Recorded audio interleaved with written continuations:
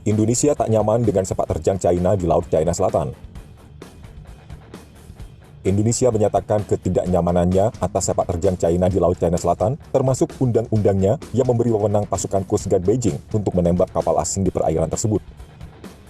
Kepala Badan Keamanan Laut, Wakil Laksamana Aan Kurni memperingatkan bahwa undang-undang baru China itu telah meningkatkan resiko konflik limpahan ke perairan teritorial Indonesia di sekitar Kepulauan Natuna, tempat perseteruan kedua negara di masa lalu.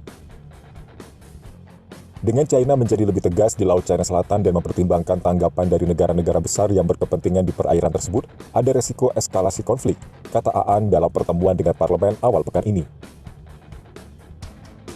Aan mengatakan undang-undang yang mulai berlaku pada hari Senin lalu itu memungkinkan antara lain kapal Coast Guard China untuk menggunakan cara semua yang diperlukan, termasuk serangan pendahuluan terhadap ancaman oleh kapal asing di perairan yang diklaim China sebagai miliknya.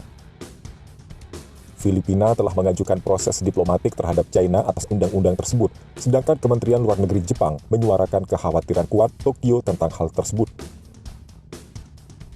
Juru bicara Kementerian Luar Negeri China, Wang Wenbin, mengatakan pada hari Kamis bahwa Beijing berharap negara-negara terkait dapat secara objektif dan benar melihat undang-undang Coast Guard yang baru.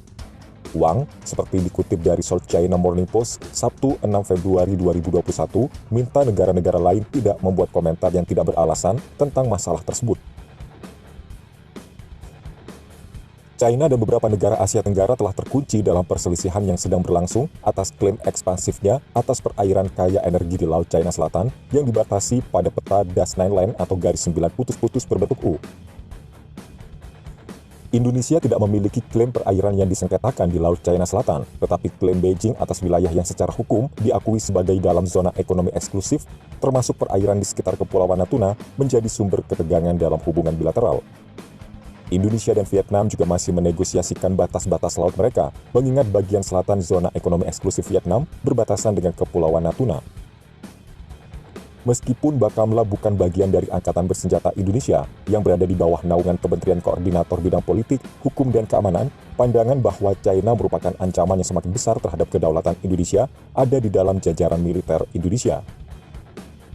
Sebuah artikel bulan Desember 2020 dalam Buletin Sekolah Staf Umum dan Komando Tentara Nasional Indonesia Angkatan Darat atau SESCOAD, sekolah pasca sarjana terkemuka oleh perwira Angkatan Darat Indonesia yang bercita-cita untuk karir militer tingkat tinggi menyimpulkan, serangan militer China di Kepulauan Natuna sangat dekat karena mereka memiliki niat dan kemampuan militer untuk melakukan serangan semacam itu dari markas mereka di Kepulauan Spratly.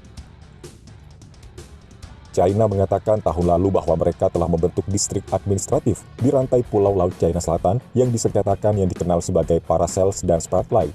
Dikatakan bahwa keduanya berada di bawah kendali maritim kota Sansha di Pulau Hainan.